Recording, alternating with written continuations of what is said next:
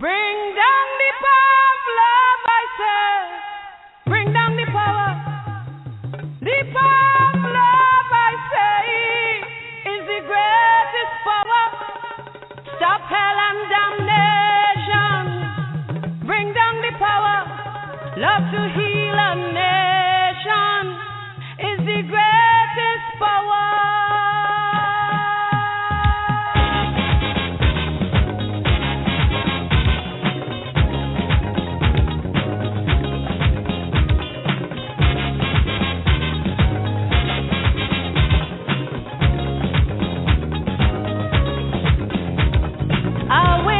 Destruction is blowing over this land. And now the earth is trembling with man's oppression of man. Now the time comes to sit down and rediscover what's life. Show the world the true meaning of real love, power, not strife.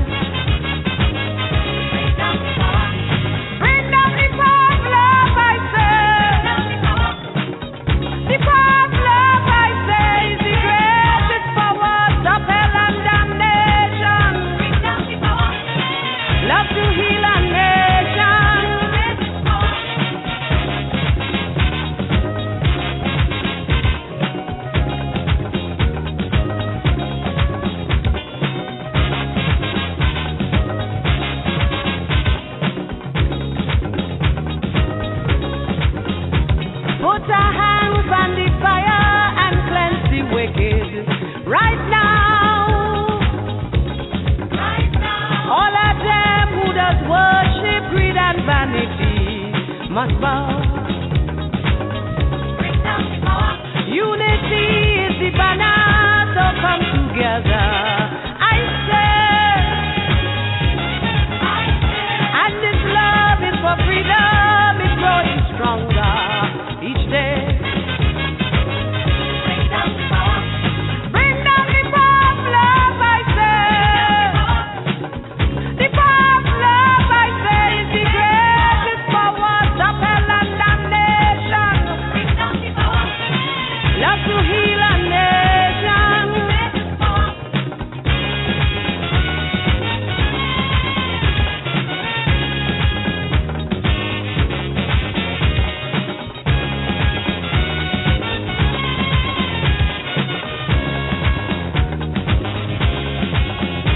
So rejoice in a rhythm of celebration.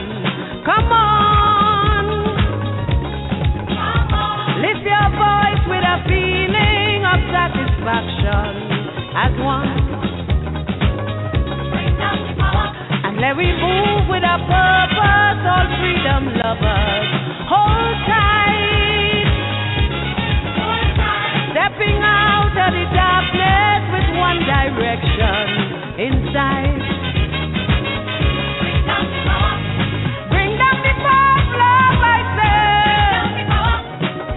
The power of love, I say, is the greatest power. Stop hell and damnation. Love to heal a nation.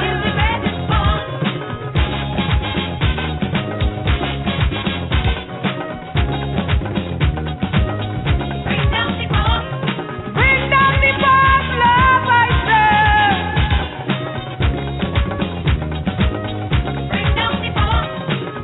The power of love, I say.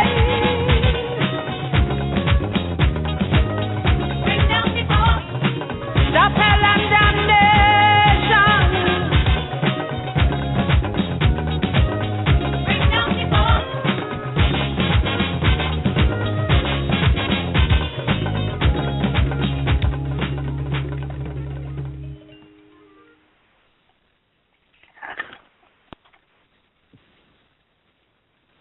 Ashe, Ashe, and welcome again to the Asafo show, where Pan-Africanism meets African traditional spirituality, with your host, Brother Wole Mango Ifa. And this week we are pleased to have another unique and special episode of the Asafo lined up for you. Joining us in the Asafo studios this week is the astrological tag team show.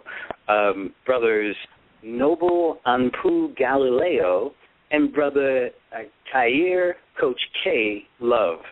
And they are here to bring us up to date on all things astrology, astrological.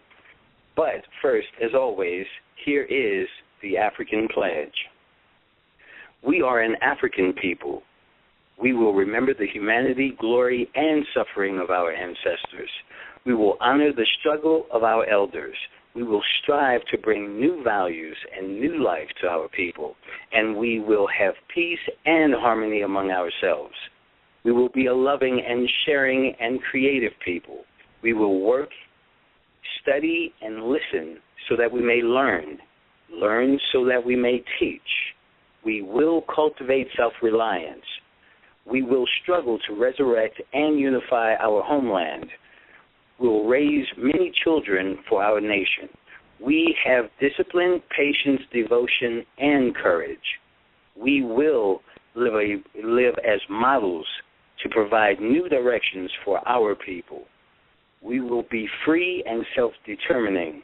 We are an African people, and we will win, we will win, we will win. Asheo and Hotep. Adu Pueo all, and thank you all again for your attendance in this week's Enlightenment and Transformation Network show, the Asafo. Like all Enlightenment and Transformation Network shows, we are a place where we present a wide variety of views, but personally endorse none, leaving you, the online listening audience, to make up your own minds about things. And this week, as I just mentioned, the Asafo's guests are none other than Brother Noble Anpu Galileo. Now, that name brings together a number of different traditions. But, and also, in next segment, we will have his colleague and cohort, Brother Khayr Love, also known as Coach K. Each man will be talking about astrology, but Coach K's take on it is going to be a lot more specific. He's going to help bring us up to date on one of the most important things, how to generate income in this era, in this economy, and particularly online. But before we get to that, let's get in touch with Brother Noble Anpu Galileo. Brother, are you there? Okay. Trying to get you, brother. I'm here now. You just unmuted. Brother, how you doing, man? I am fine. I'm well. I'm excellent. Thank you for the invite. Hey, it's always a pleasure, and thank you for the information you're sharing with our guests. Please tell us a little bit about yourself before we get started on the science part. Yeah, sure. My name is Anpu Galileo. I choose Galileo as the tag because he's a famous astronomer that did great advancements for the craft of celestial science, period. And he was a rebel of his time as well. But most importantly, his birthday is February the 15th, which is one day before my birthday. And it just shows, again, how the solar significance of astrology is real, how it will produce personality imprints.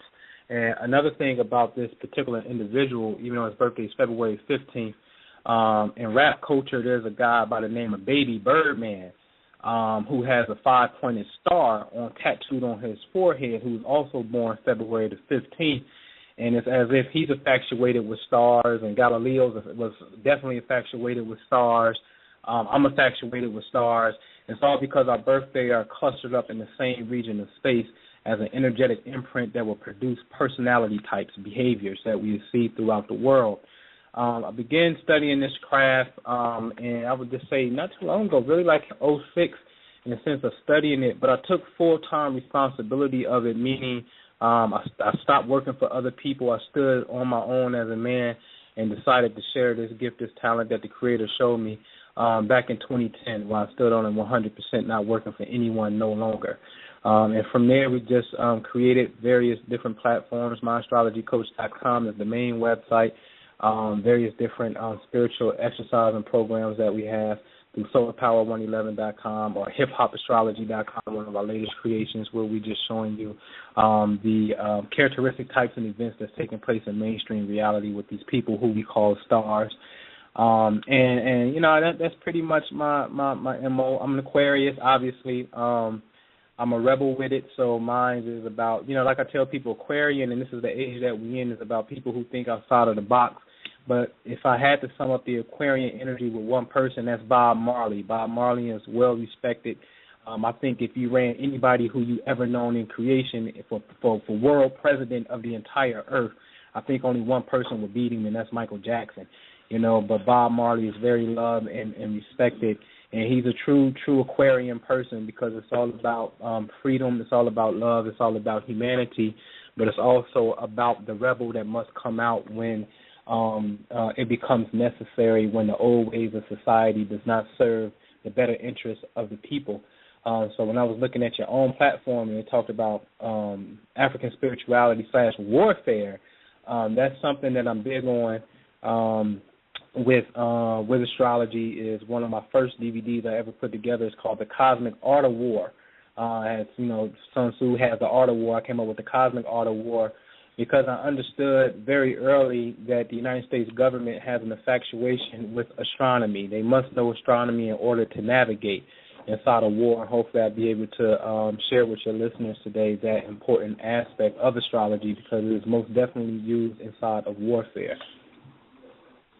Ashe, that was most intriguing, brother. Now, would you repeat those websites for the audience, but a little bit more slowly this time, please?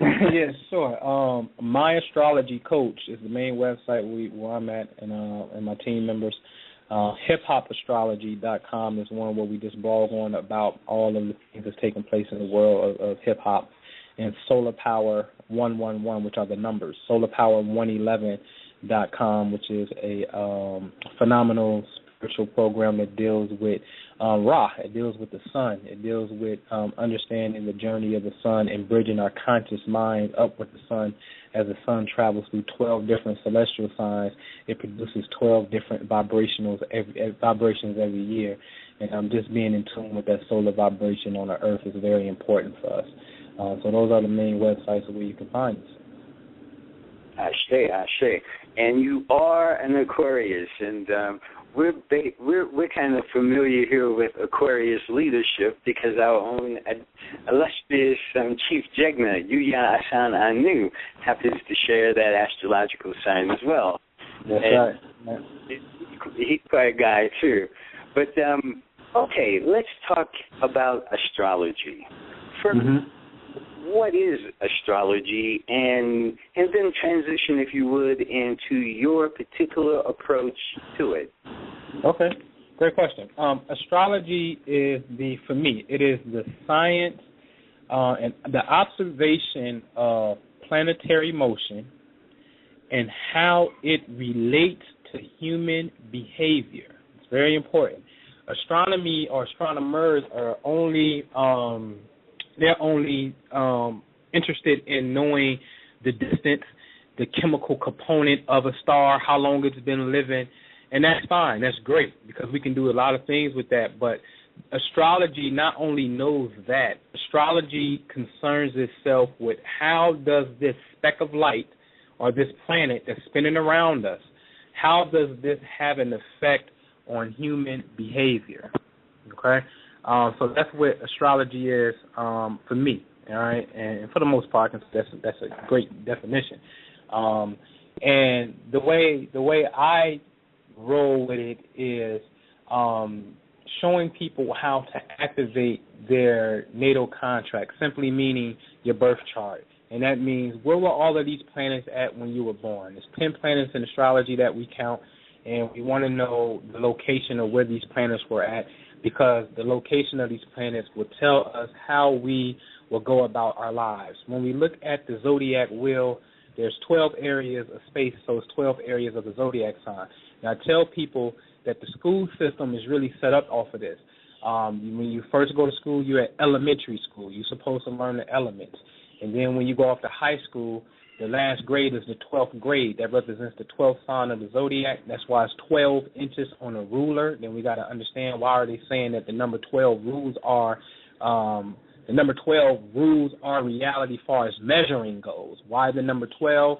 Why did Jesus have 12 disciples? Why did Jacob have 12? This 12 is very significant. And then why is the number 12 the highest number on the wall clock? Because all of this has to do with the celestial science of 12 zodiac signs spinning around our head every single day. All right? When we look at these 12 different vibrations, they just represent everything in entirety. I mean, every single thing. An astrologer would tell you that, anything that you can think of will be defined in this reality. So it starts off with the house of appearance and self, which is the first house, then it moves to the money, which Khayr is going to build on, and your economics, your values, communication is the third house, how you talk to people, how you get along with your siblings. The fourth house is your family and your private domestic home life. The fifth house becomes your children, how you procreate. It shows you what your children look like, your love life, as far as your romance, your interests, the things you like to have fun with. The sixth house deals with your personal health and your day-to-day jobs, your habits, your routines. The seventh house is your relationships once you decide to contractually get married. The eighth house, as we say it too, that's the house of marriage, because this is where you like to procreate. This is the house of sex and joint finances, where you share your bank accounts with people.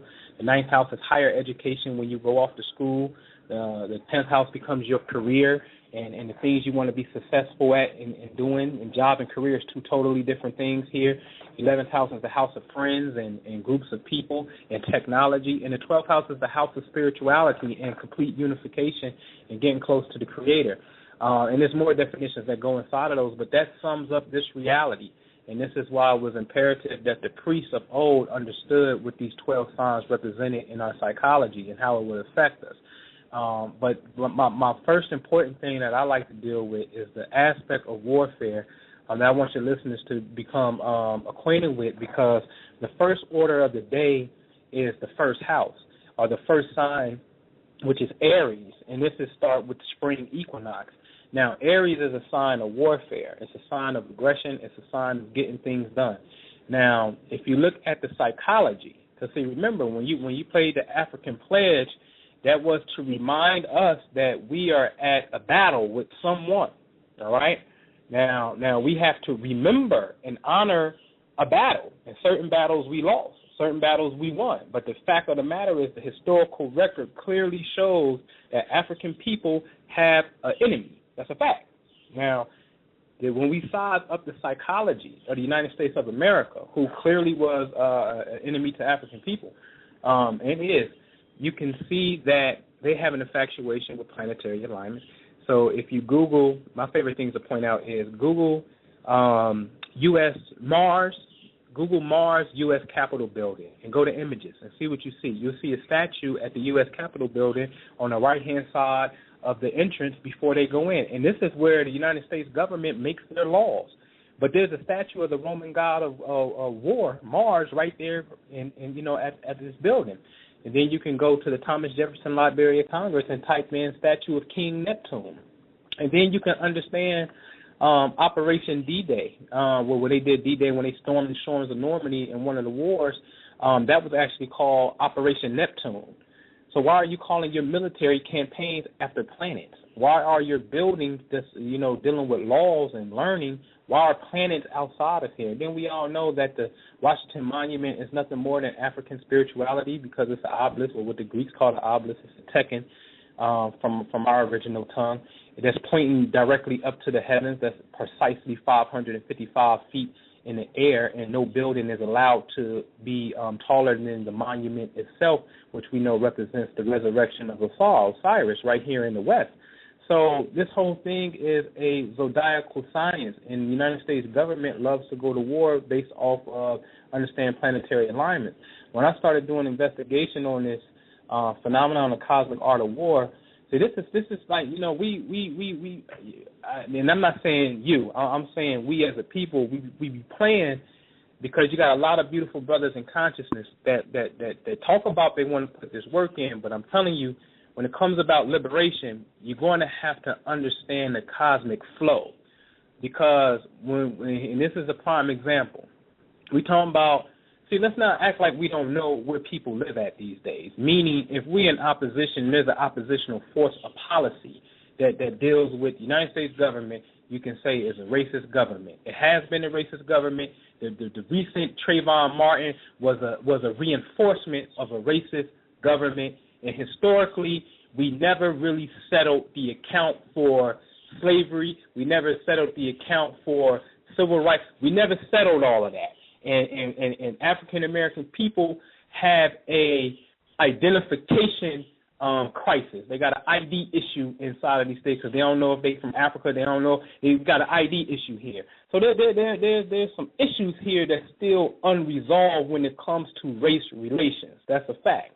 Okay, now when I look at the structure, it says, and I'm looking at the United States Navy Observatory, these guys, and you can Google this stuff. This is information that's out there. United States Navy Observatory, they feed their data. They study the stars and they study the Earth's relationships to the sun and distance. Because, see, one thing we got to understand is right now the Earth is floating in the darkness of space, spinning around the sun. It don't look like that to us, but that's what's really just taking place. We are floating in the black cosmic mother of Newt. We in the primordial waters right now in the dark abyss. Right now, as we speak, spinning. So where are we going if we're spinning somewhere? So since the scientists on the United States government side said, whoa, hold on, we're spinning. We're going somewhere.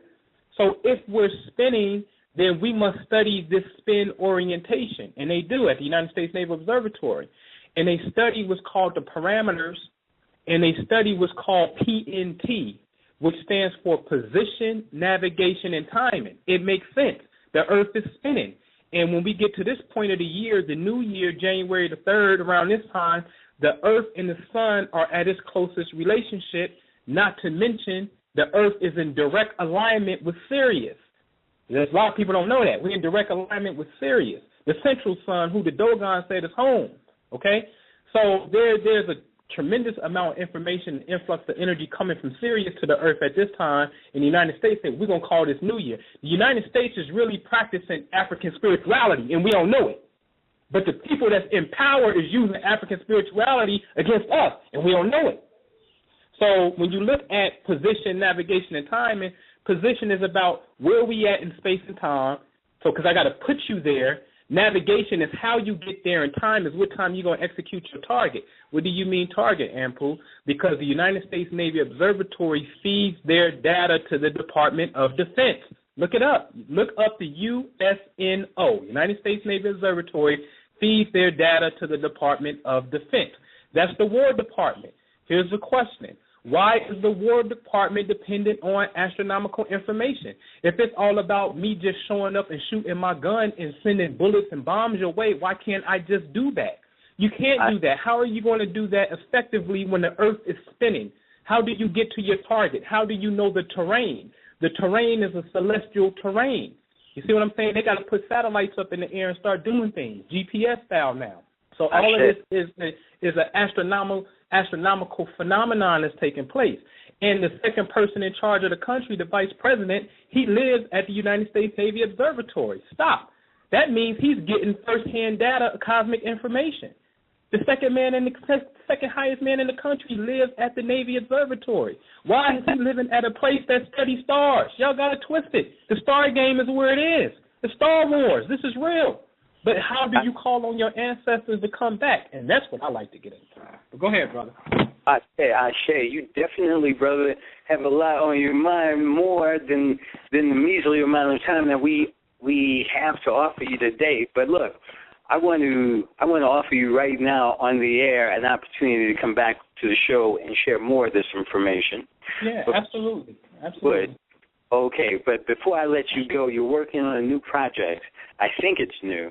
The Miracle Prayer? Yeah, Miracle Prayer 7-week class started on Wednesday. People can still jump in. Just visit the website, My Astrology Coach, go to classes and click on the Miracle Prayer. But it's a 42 name of God in the ancient Hebrew, which from my understanding definitely comes from Africa. That's an African spiritual system that I talked about earlier. When Africa knew that we was getting invaded, we were so smart that we had to make up a new mystery system, and that became Judaism and Islam. So all of it's ours. Everything on this earth is our science. But that prayer helps us get in tune with the 7 archangels that deal with the 7 days of the week. Every single day has an angel, because every single day has a vibration. Sunday, you on the radio. Tomorrow is a business day. Friday, you like to party, relax, go get your haircut. Every day is a vibration, and this prayer gets you in tune with the 7 rays of light that deals with, obviously, the color spectrum of the rainbow, which is our total reality. So that's what that prayer does. Okay, now how can a person get involved with this project?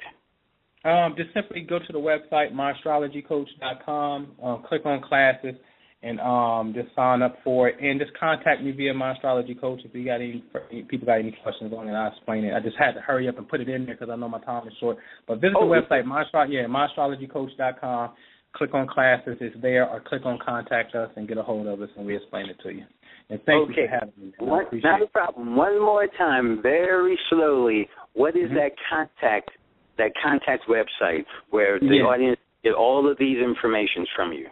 Yeah, we're at www.myastrologycoach.com. Myastrologycoach.com is where we at. And the brother's name is Noble Anpu Galileo. We'd like to thank you so much, brother, for dropping all of that information in just a short amount of time, and for doing the work that you are doing and continue to do. So thank you so much, bro. Thank you for having me. Thank you for having me. Ashe, brother. Yeah, we're looking forward to having you back. Now, Ashe. Now, in the second segment, we have the second part of this astrological tag team. Brother Khayr Love, also known as Coach K. Now, Coach K is, I'm going to give you a full introduction to him right after we come back from this break. But get your pens and pencils together, get your heads on straight, because it's more, and it's coming hard, too. So until then, on the other side of that, Sister Omilade, please bring us home. For all those in the New York area, please check out our Chief Jugna, Haru Yuya Asan Anu, at Nicholas Bookstore on Sunday, January 19th from 2 to 4 p.m., where he will be hosting a workshop on self-actualization with the cosmic forces of West Africa. In this workshop, you will learn how to self-actualize through the universal energies that govern the laws and character of the cosmos. This workshop is a continuation of the Unleashing of Cosmic Forces of West Africa series that is currently being enjoyed by thousands of listeners on Chief Yuya's popular blog talk radio show, Enlightenment and Transformation. The workshop is Sunday, January 19th from 2 to 4 p.m. Eastern Standard Time at Nicholas Bookstore, which is located at 570 Fulton Street, Brooklyn, New York, 11217. The cost of this event is $10 at the door. Be prepared to change your life through aligning your spiritual faculties with their corresponding cosmic archetypes. Meet Chief Jugna Haru Yuya Asan Anu at Nicholas Bookstore on Sunday, January 19th from 2 to 4 p.m. Eastern Standard Time. Nicholas Bookstore is located at 570 Fulton Street, Brooklyn, New York, for the workshop Self-Actualization with the Cosmic Forces of West Africa. The first 10 people to RSVP on the Enlightened Spirit Meetup website will receive a free one-question reading. That's right, the first 10 people to RSVP on the Enlightened Spirit Meetup at www.meetup.com/African-Spirit-Workers/ will receive a free one-question reading. See you at Nicholas Bookstore in Brooklyn, New York for the workshop Self-Actualization with the Cosmic Forces of West Africa. And now, back to our segment. Ashe, Ashe. It is approaching the 1/2 mark. You're with the Anu Asafo show, where Pan-Africanism meets African traditional spirituality with your host, Brother Wole Mango Ifa. And this week we have an astrological tag team show happening for you here. We just heard from Brother Noble Anpu Galileo, and we urge you to get back in touch with that brother because he has a lot on his mind. But right now we're going to transition into our second guest. Now, this guest, I guess I should start the intro by offering a question. Who is Sufi Khayr? Sufi Khayr Love, a.k.a. Coach K, is a native of Washington, D.C. He attended high school. While attending high school, he was recruited by West Point Military Academy. He decided, however, to go to Greensboro, North Carolina, and North Carolina A&T State University on a full banking and finance scholarship. 2 years later, for lack of interest and let's say a maturing mind, he decided to step away from his formal education and go on a learning, walkabout, if you will. So he returned to school more focused 2 years later and founded the Aggie Spiritual Way Tai Chi Club, and where he also became a group mentor to several clubs on campus, promoting God consciousness through spirituality, sacred sexuality, financial literacy, strategic and harmonious relationships, and the law of attraction. Brother Khayr, or should we say Coach K, has been studying relaxation techniques since 1998. And in 2004, he received a black belt in Tai Chi by the 10th degree Grand Master Sunyata. Yes. And in 2008, he founded the Relaxation is the Key program, and that can be found at relaxationisthekey.com. We are very blessed and honored to have Brother Khayr Love. Coach K, are you there? Trying to get Coach K on the line. But I'll tell you more about him. In 2002, it sounds like somebody's trying to get in. I hear some feedback there. In 2009, Khayr also became an ordained minister in the Universal Ministries Church of Milford, Illinois. Soon after becoming ordained, he found his own ministry called God First Universal Healing Temples Ministry. He is currently in the process of organizing and implementing launching the online aspects of his ministry and a transitional outreach arm for men and women. So this brother is doing quite a bit. Coach K, are you there yet? Yes, sir. Thank you very much for having me on your show today. Hey, thanks for being here. You know, you are a busy man, and I was just talking about your background information. You are doing a lot of new things, or a lot of things since then, dealing with one of your primary fields, finance, banking, money, acquisition of it, making it, learning what to do with it. But before we get into all of that, please bring us up to date with what you've been doing most recently, and then we'll get into the details. Thank you very much. I appreciate that. I probably will try to keep it narrowed down to maybe the 3 recent, like even as yesterday. I've been wanting to write some books. Like I have titles and I have the chapters laid out. And yesterday I went to a class myself because I love spending money on my own education. And when I finished, I went to the restaurant to eat lunch, and I had to pull my notebook out, and I wrote my newest book, or I got the layout. And so I'm working on a book project that I really want to have done by February. I would like to have it done by the full moon, as a matter of fact. And it's all about living your life free and how to be a boss.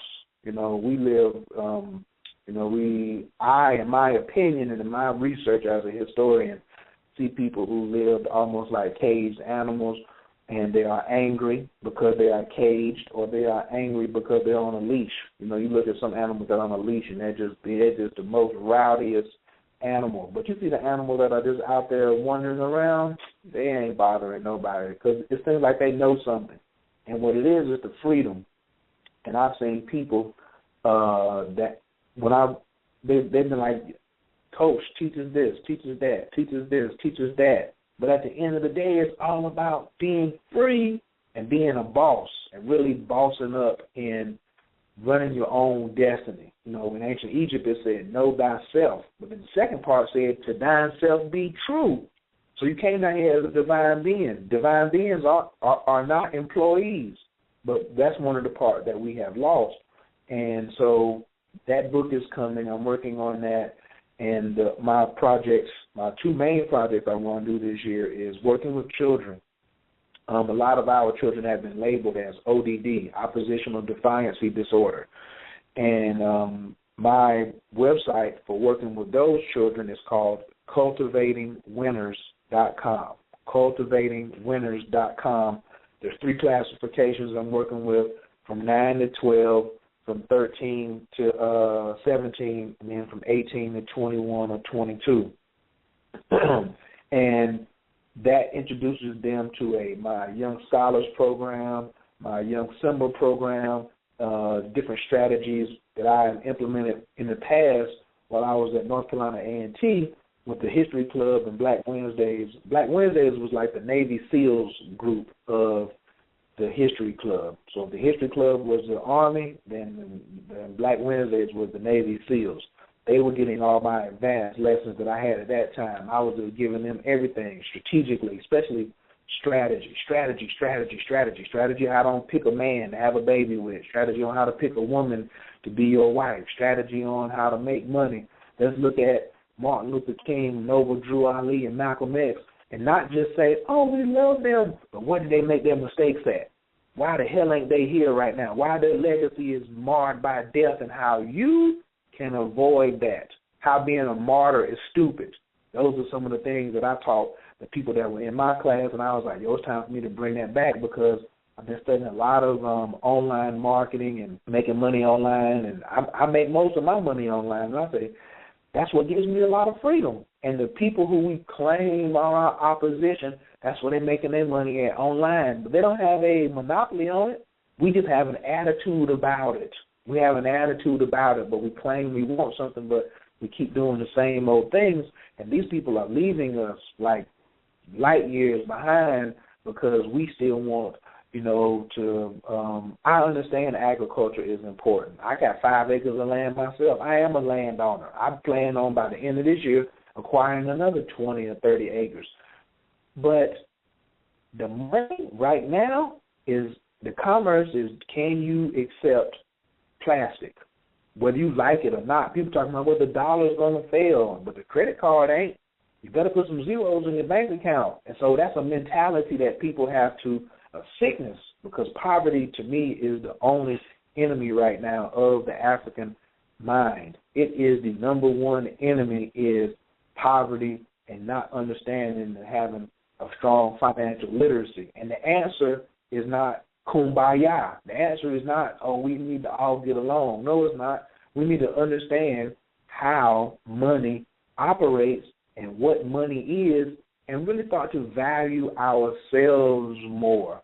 And we can solve this thing rather quickly if we would put a little more humility in it. And so the Cultivating Winners is the program for the youth and for the adults. They just need to understand that the word hustle comes from Africa. You ain't never seen nobody hustling like an African. You understand? To me, it's a compliment when somebody says, you a hustler. To me, that's the highest part of our achievements, the things that we got done. When you say, oh, Khayr, you busy and got a lot of things going on, I say, Imhotep had a lot of things going on too. So if you're going to put me in that class, the General Hannibal had a lot of things going on. My man Anpu, he got a whole bunch of things going on. So I'm trying to, if anything, I'm trying to run with legends. I'm trying to run with legends and deeds versus just by changing my name. You know what I'm saying? I understand people, we sometimes get into the theoretical part too much and don't put our feet on the ground. Our heads be too high in the clouds and we forget that we still got to tread mud down here on the ground. That makes your feet stronger and your legs stronger. And so that program is my Honest Hustle program. Or those, I have a set of ebooks at hustleuniversitybooks.com. hustleuniversitybooks.com that to me are the shortest guerrilla tactics and methods out here today that people who are 22 years or 25 years or older can use to change their financial situations immediately. Immediately. Not going back to college.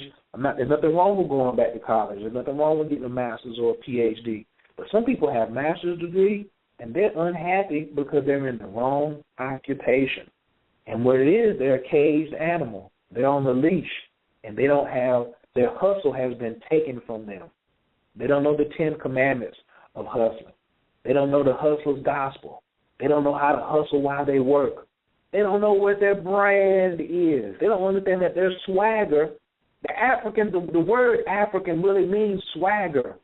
They walk a certain way. They talk a certain way. These billionaires in Africa, they don't kowtow when somebody else walks into the room. Their pride and their power and their money and their worth, it shows through, and it's their swagger. They're using the science of astrology to say, hey, where are my strengths at? This is the oldest science. We built pyramids using it, and as soon as we stopped using it, our hustle got taken from us, or we forfeited our hustle. Nobody took nothing from us. We forfeited our hustle, and then we got moved into projects. Moved from pyramids to projects because we stopped studying astrology. And we stopped getting that money like we was getting it. We govern all resources on this entire planet. Like Anpu said, as we spinning in this whole void of darkness, we were the governors. Something happened, but we can come back, and now is the time for something to happen again.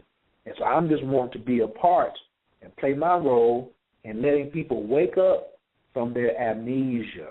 It's in your DNA. You just got to wake up from your amnesia. Wake up, wake up. You're not a school teacher. You're a killer.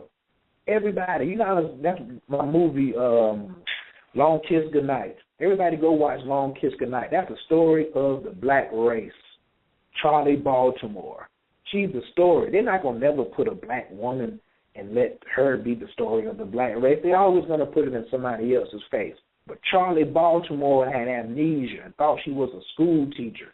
And somebody tried to attack her family and hurt her daughter, and she murdered them. And she was like, wow, where did I get that skill from? And then throughout the movie, she had what? Samuel Jackson, a guide, a detective. He was really a mad guy who was showing her, wake up, wake up, wake up. And when she discovered who she really was, her skill set came to the forefront. And that's my specialty. That's what Coach K does. I help people bring their skill set to the forefront. Relationships need help. I'm an expert relationships coach as well. But I'm coaching bosses right now. I'm looking for CEOs and executives because we need heads of states who are going to step in and work and say, look, I'm not afraid of $1 million a month. I'm not afraid of $10,000 in a day. We haven't even been taught those kind of figures. We've been taught to be afraid of that. You got to change your mindset because that affects your relationships. It affects you got your girl watching Jay-Z or watching Lil Wayne or watching somebody on TV because of the money and power and revenue that he commands. You got to be able to command that if you want to get her attention. So if your thought level can't go past $100,000 a year, is a lot of money. I got one mentor who said she just quit a job for making $130,000 a month and said, Khayr, that ain't no money. I got to really get paid. What? I'm looking at one of my other coaches. He said he's been doing 6 figures every month for the last 49 months. I want everybody on this call right now to just imagine, what can you do with $100,000 a month? We have a problem, brother. I asked a sister this, and she said, what would I do with all that money? That's a sickness, that we're not ready for wealth. I do my best to get people ready for wealth, because wealth won't come to you if you're not ready for it. A good relationship won't come to you if you're not ready for it. And none of these things will come to you if you are in a cage, if you are not free and you don't know who you really are. So that's why my project that I'm working on now, so I'm talking about hard body all through 2014, is I want 1,000 people to come over to Hustle University Books and get the Power Pack. All those books separately add up to $60. I put them in one package. Just go on there, bow, $39.99. You riding on the train in New York, you should be studying your finances. You should be looking around because everybody else is hustling. You riding the bus in Miami, you in Alabama, you in Jacksonville, Mississippi, or you are wherever else, California, Alaska, all the people that listen to your show, they should be getting their financial literacy up this year, because this is a 7-year. 2014 is a 7-year, which is water and currency. When you ride on the high seas, they say, look at the current. And you look at money, you say currency. You think that's some kind of coincidence? Money flows. And when people understand the movements of money, they'll have more of it. But they got to change their attitude first. And I want to teach this to adults, and I want to give it to the babies, because sometimes the adults are very kind of hard-headed and, they stuck on their old ways. But I'm like, well, shoot, the children are the future. I just go ahead and work with them. So I'm moving 70% of my efforts towards working with the youth in webinars. I'm going to be taking them in 20 at a time. I'm going to be doing the webinars with 20 adults at a time. The classes are going to be small, limited, and intimate, just like West Point, just like the temples of ancient Kemet. Small, intimate, so we get to know each other. So that's when we start going to these high-dollar, higher institutions of learning. There ain't no 30 or 60 people in a class. When I went to North Carolina A&T, I might go in a class and be 35, 45 people in there. I wasn't getting no individual attention. I was treated like a number, and that's why our graduation rates are so low. So I'm trying to affect these things by doing my part from the grassroots level, but taking it to the internet, taking it out here and taking it global, man. That's because the world is flat again. Everything is really even Steven out here. If people would just realize that and get out of that, somebody's holding me back. You got the internet, you're on Facebook all day. How can you capitalize on it? How can you did you make $100 on Facebook yesterday?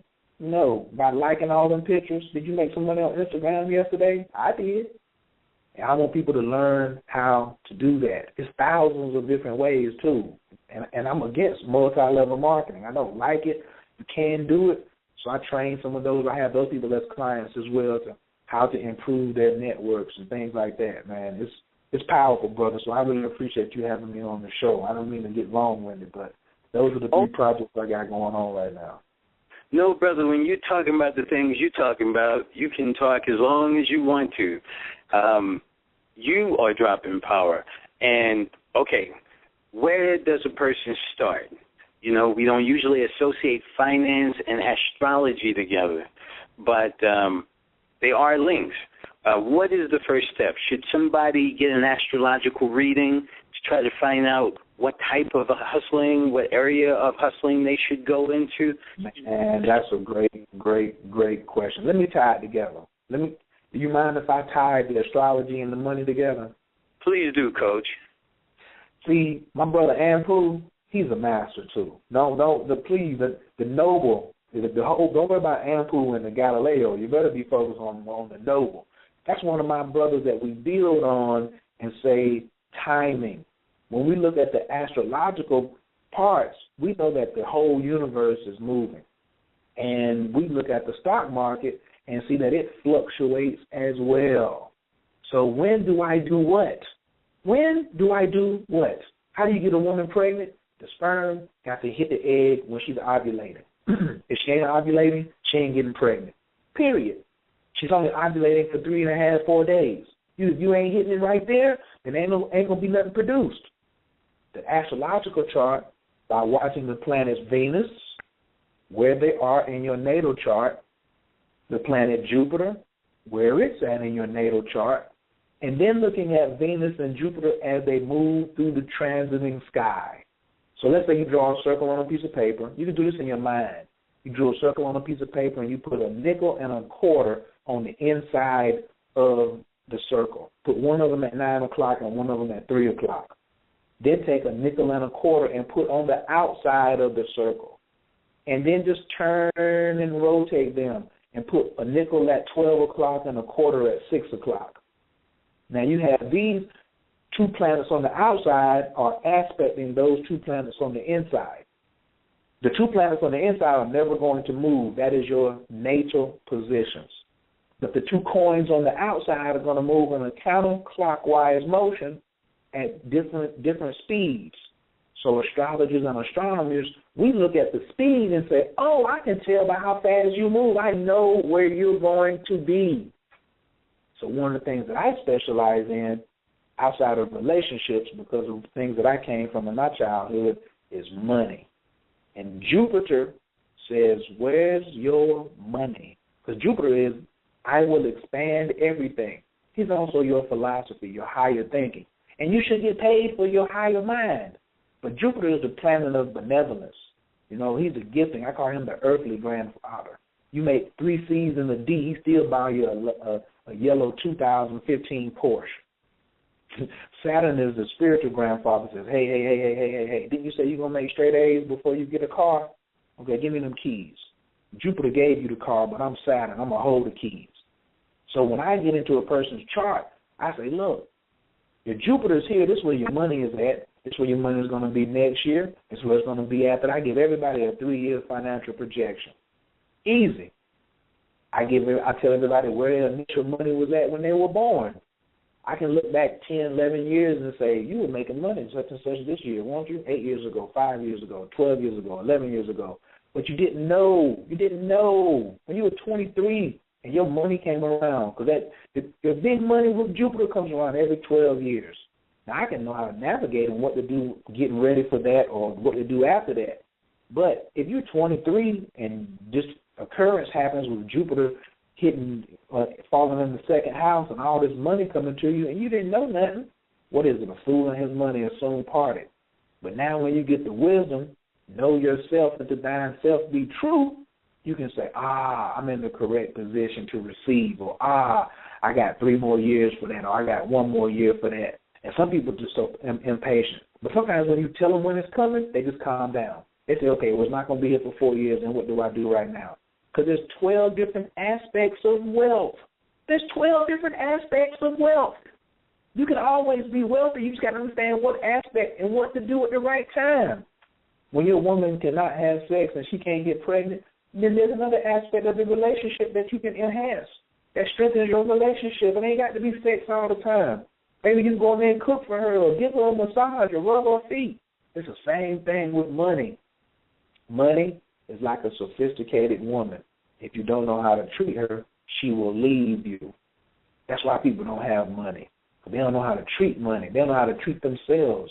And yes, I always suggest looking at the constellations. I called one of my peers yesterday, and I probably call Anpu after the show is over to check when I'm going to launch this next venture this week. We got it down to a science now where we can know like exactly what day to launch things on, what time of day to launch things on. And for beginners, I like to get them into the right month first. Get them into the right month or right year first. Just get that narrowed down before we start getting into the exact day and the exact hour that things going to be jumping off for you. If you can handle that and you can go at that speed, then we'll give you that information too. But sometimes this information is so new. It's so new, and people have been so self-defeating for so long, blaming other people when all you had to do was look and see, where is my money? It had it in your face. Remember Tom Cruise? His old movie said, show me the money. That's what you should go to an astrologer and say, show me the money. People come to me so much and say, well, who goes well with a Cancer? Who goes well with a Sagittarius? The one who will help you get some money is what you better be asking about. And you need to be worried about where your bread is at, where your prosperity is. Because if you know your prosperity, guess what you're going to attract? You're going to attract somebody else who knows their prosperity. But if you don't know where your money is at, 9 times out of 10, the universe is going to give you somebody else who's blind to their prosperity as well. And then the next thing you know, both of y'all around here trying to steal from one another. And that's ugly.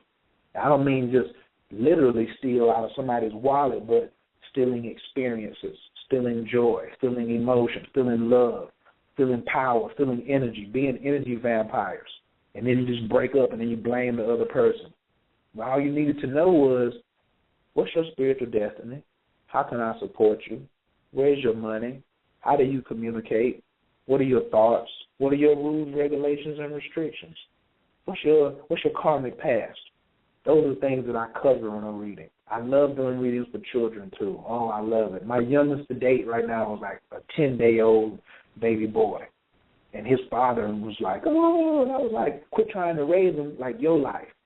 He don't have the same birthday. Now you know what he's doing. Respect him for his birthday and his energy. This is his potential. Don't you mess it up. Your mama just didn't know this information. Now I'm giving it to you now. He's 9 days old. Now go run with that. Run with that. And I'm passionate about that. I didn't say that's one of my projects because I've been doing that for years, maybe 3 or 4 years. But right now I'm at a proficiency level where I can really look in there and show people where the money is at. You know, one thing that really saddens me is a lot of my clients who keep it on the low are not of African descent. Like I'm doing attorneys right now. I'm doing like CEOs right now, and they're using it in their business. They already have a $500,000 budget, and I'm saying, hey, 2 more years, buddy, you're going to blow up. You ain't doing nothing right now. What? Thank you. Now how do I do this? And they're paying close attention. Close attention. I'm like, how did you find me? Oh, so-and-so told me about you. Or da-da-da-da, I saw you somewhere. I found your website, CoachKhayr.com, and then they went to the store or went to the services. That's how people can find me. They want to do the same thing that the attorneys are doing and the CEOs. You know how you get rich? Do what rich people do. J.P. Morgan said, millionaires don't use astrology, billionaires do. So I started emulating billionaires. If I could sing, which I can't, I'd do exactly what a singer does. They go take voice lessons. Mariah Carey took voice lessons. Fantasia took voice lessons. All the greats, they did what the greats did. Diana Ross, they took voice lessons. Hey, I went and got me an astrologer. And then I said, I want to learn it myself. Now, everybody may not be adept to learning, and you may be in a certain stage of your life where you don't have time. But all the pharaohs of ancient Egypt, all the kings of all big empires in ancient Africa, they had the shamans who they went to and said, when is the right time? Like Anpu just said earlier, they're using African spirituality to run the country and run the world. When do we attack? They got one big office and then another information in this big office, and it's all off the movement of the stars. They don't have any exclusive rights to do that, and you don't. We're not fuzzed out, but we'll spend more money on weave and hair care and things like that. And then they come and they talk to me about agriculture. I said, you can't talk about agriculture without talking about the movement of the moon. If you got a farm, where's your astrologer? Benjamin Banneker laid the entire city of D.C. out using astrology. And you're going to leave that out? Oh, I got to get this land. Do you know when's the best time for you to buy the land? You know this is a good time for you to buy a car or a house, or this is a good time for you to sit back. Can you wait 6 months? Can you wait 18 months? Or must you have it right now and let your uncontrolled or unbridled emotions take you down or put you in a worse state right now because you just couldn't wait? We need to learn the art of timing. We need to learn how to hit home runs. And that's what I am about, is trying to empower people to hit home runs every time they come up to bat. The science is not hard. It's just hard getting them out of their old ways. They want somebody to come up and throw the ball to them underhanded, and then they get to hit it. It don't work like that. Life don't work like that. This thing is speeding up right now. And if there is there's a sinister energy out there. It's not the white man. I know black devils. Malachi York wrote a book called Are There Black Devils? One of my favorites. One of my favorite books ever. All black people, just because you got melanin, that's what Sister Myra taught me, just because you got melanin don't mean you're royal. It means that you carry a responsibility and a power, but you could still be an asshole. I know everybody on this call has met one person or two or three people who had melanin or, they were dark skin, light skin, pecan tan, whatever you call them, and they were still an asshole. They were not trying to be in their regalness like they should be. Why should I try to change them? I'm not. I can recognize them. They're doing devilish stuff. If they walk and quack and shit like a duck, it's a duck. Excuse my French. So if somebody's doing that type of activity, I'm not going to give you a pass because you look like me. I don't believe in that. And we have to get out of that whole mentality, the whole victim mentality of, all black people should get compensation for slavery. What will we do with it? Dave Chappelle said it best. We'll be out there buying a new Slavery Edition Lexus. Still wouldn't come get a reading. Everybody right now was to get $30,000. What would you do with it? Do you know what to do with it? What would you do with 50% of it? Is anybody even familiar with the JAR system? Is anybody even familiar with, how currency actually works? Would you take a portion of that $30,000 and go see somebody and say, yo, help me out. What's going to be coming up in my life for the next 30 days or the next 3 years? Help me out. Would you go get a mentor? What is it worth to you? That's what I say sometimes. I got $30,000. Is it worth $1,000 for me to go get a mentor? For me to change this $30,000 into $300,000? Or do I want to do it myself? That's another thing that we're having a problem with right now. Our egos are so big in the community that we want to do things ourselves. Do it yourself will always finish last. Coach, you dropping it right where it needs to be dropped. You telling us the information we need, but you touched on something at the end that is so important. A lot of us are not ready for the truth, for the empowerment. There's a notion of doing shadow work when people are in their when they're studying spiritual instruction, to get spiritually imbalanced so they can operate, so they can harness those spirits and be able to do positive things with it, not be overwhelmed, not let the negative aspects of themselves be inflamed. I see a lot of people in a lot of different places, but I'll just say on Facebook. And it's like they feel that they're doing activistic work by taking a post and sharing it on another site, putting this post in this group. So you go to different groups and you see the same post all over the place. And people, they're not commenting on these posts. They're not investigating or learning from these concepts. They're just sharing them and posting them. And they think they're doing the serious work. A lot of us, like you say, are not ready. How do we, you're somebody, just like you say about the $30,000 analogy. You're somebody out there, you want to do what's right. You want to help the community. You want to empower yourself. But you know that some people just annoy the heck out of you. Or some people you really want to retaliate against. And then you go sit down with a spiritual master and he or she tells you, you got to let that go. You got to let that go to have room to get the blessings, if you will, or get the information or get the empowerment. And they find it very difficult to do. What would you tell a person who's out there who means well, who's trying to do what they know is best, but they recognize, look, none of us are perfect, but some of us are a lot more imperfect than others? What do they do? Is it as simple as coming to you and saying, please read me and help me and help guide me? Or is there some things that we need to do before we approach you?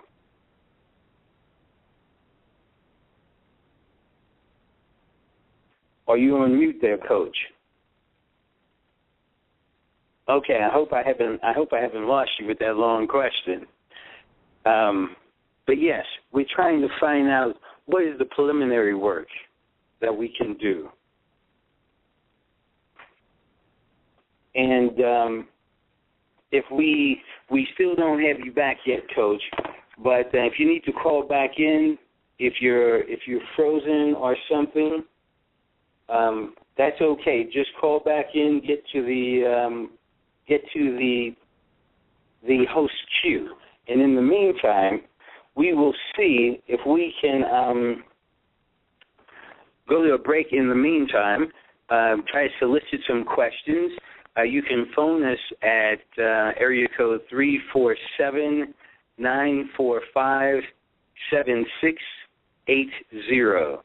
That's area code 347-945-7680. And in the meantime, we will stay with us. I'm back. Hello? Problem. Look, did you remember the question? Or yes. I heard it. I heard the question. My call had dropped, but then when I called back in, they just hadn't unmuted me yet, and I had started to answer, but you couldn't hear me. Ashe. So the floor is yours, Coach. Well, it was an excellent question. It was definitely detailed, and I could tell you put some thought into that question. A person, if you want to be successful, you have to emulate what success does. And the way of the universe is circular. Things have to circulate. Energy circulates.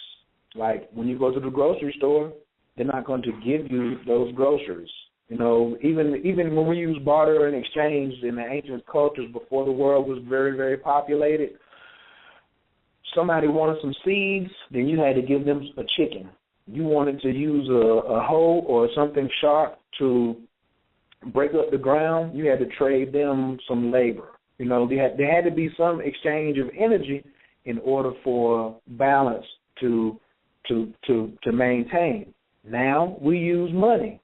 So people who have what we call an anal personality, they think everyone owes me something, and I shouldn't have to pay for anything.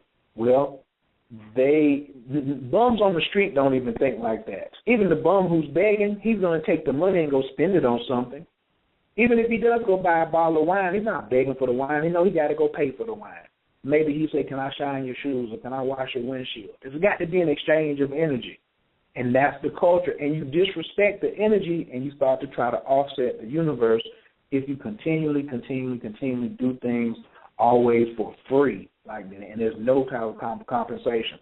I've got tons of videos on YouTube. You can go to YouTube and just watch things. And we have a show on Sundays at 8 o'clock where we do mini readings. And you can come on there and get mini readings for free. But in order for us to actually be able to take care of our families by this particular profession that we do, there's got to be an exchange of energy. And right now I don't need chickens, and I don't need seeds, and I don't need a mechanic.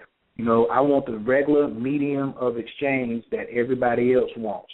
When you go to your job with Mr. Charlie, you want Mr. Charlie to give you your money at the end of the week or every 2 weeks or once a month. If you're on disability, you get an SSI check or something like that, you want your money to come and hit your direct deposit. You have to write a check and pay the rent, or if you are a landlord, you want somebody to exchange energy for the services that you are. People sometimes, I don't know what they think, that this is something that's supposed to be, done, out of the graciousness of our heart, but they haven't seen, we put the same effort into this as professional baseball players do in hitting a 95-mile-an-hour pitch, or Kobe Bryant shooting a jumper. We put just as much effort into that. And so once we are that energy level, when people come and they realize that first, and they say, man, I got an attitude of gratitude. I really appreciate you. What is it that and they come and say, I'm willing to go ahead and invest in themselves, because you're not really investing in, you're not really paying me, you're investing in yourself. But I'm like an interpreter. What if you would go to China? Would you want somebody to just interpret for you for free? Or what if somebody from China came here and asked you to walk around and interpret for them? Wouldn't you want them to compensate you? So, and that's only in the minority. But most people who come to me are very, very happy about saying, boom, Coach, let me set up a time. All they have to do is go to my website, Coach Khayr. They look up under services, and then they'll see they'll see my astrological request form. You just fill it out. It comes straight to my email. I get back to people like within 12 hours or 24 hours. We set up an appointment, and then we go from there. It's very simple. I mean, I try to get people in, try to get people out. I do about 90 minutes, almost to 2 hours for a consultation. I record it on MP3. I ask people to take notes so they can, when they go back and listen to it themselves, because immediately after the consultation, I send it to them. Because this information is very, very, very, it's thick like cheesecake, and you may miss something through taking notes. Just jot down. Now I send you the recording, come back, listen to it, pause it, dissect it, boom, boom, boom, boom, boom. Then call me back if you got a question about something that was in the call. I don't have a problem with that, And even when I do them for children, I ask that the parents not be there. Now, if it's like an infant, then that's a different story. But if the child is 9, 10 years, 11 years old, he's old enough and intelligent enough and mature enough to get his reading by himself, because there may be things in there that he may be embarrassed to talk to you about because the communication may not be there. And you're getting these things, these consultations are to empower you, So I hope I answered that question good. Oh yes. Okay, let's personalize things a bit. You're at a masterful level, Coach K. That's quite obvious. But I'm sure you weren't always Coach K. How did you go from unenlightened to enlightened? What was I'm sure you are sharing some of the techniques that you use yourself to get where you are, but just to personalize it, tell us about your personal spiritual journey, if you would. Hey, man, that might be your best question of the day. The one thing I say about that, this is the technique, I dug until my nails bled. Let me say this again. I dug until my nails bled. I was so hungry and so tired of my situation, of where I was at. I was very uncomfortable. My mother and father got divorced. Before they got divorced, they were always fighting. My mother would drag me to one church. My father would have me in another church.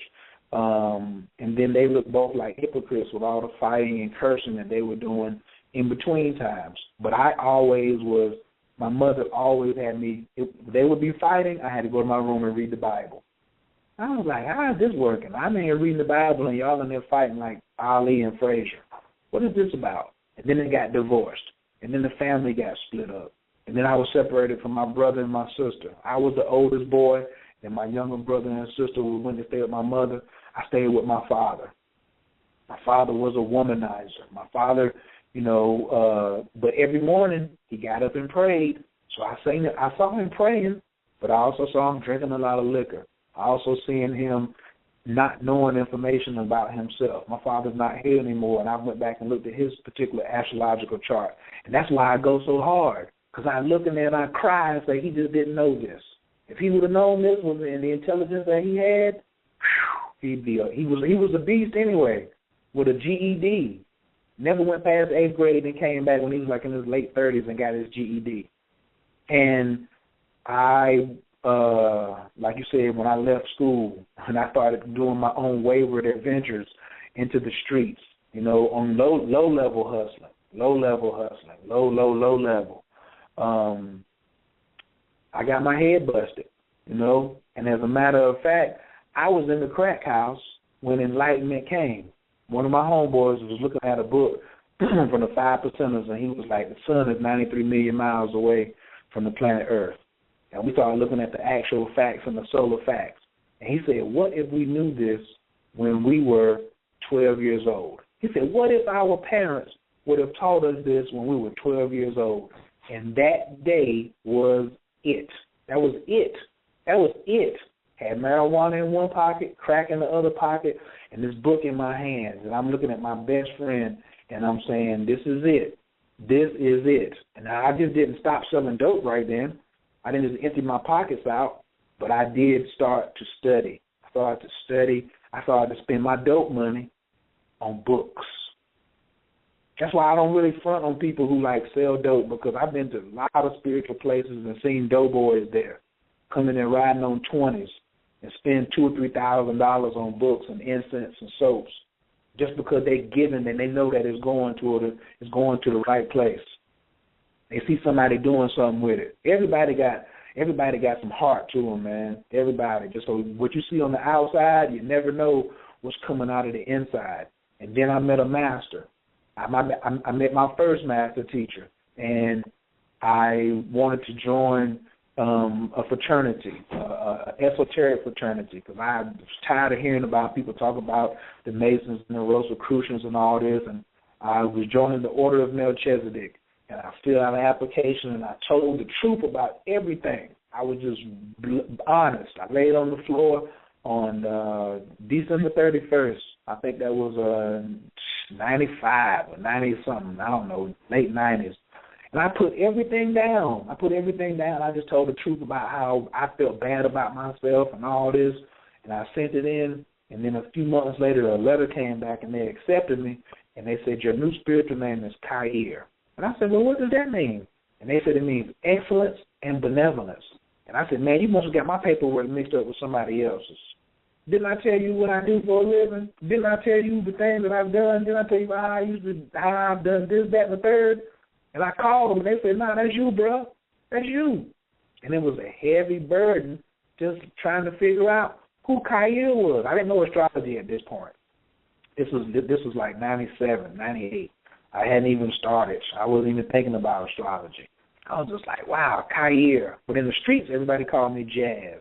But they liked my swagger. What I did and how I could avoid the police and how I could just make what I did seem so fun and so easy. They didn't know the background, though. But at night, I would be studying, reading books, reading the Quran, reading the Bible, reading in Hebrew. You know, that's one of the things why I love Anpu's project. Learning this Hebrew language was probably one of the things that was really, I don't know it as well as him, but just to recognize that I was losing something from the English version of ancient text was powerful. And to open my mind and to learn humility, that was the thing. I always wanted to get out of the game.